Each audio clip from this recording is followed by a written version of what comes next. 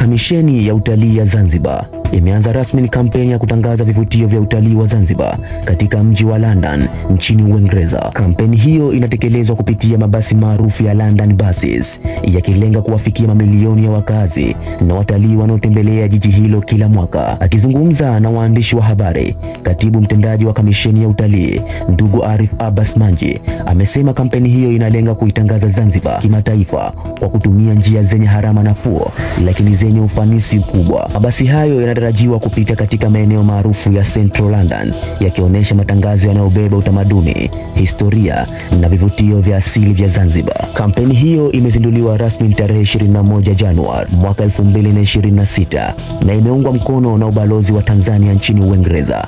Na hapa ndiyo mwisho wa taarifa ya habari. Mimi ni Muhidin, tukutane wakati mwingine.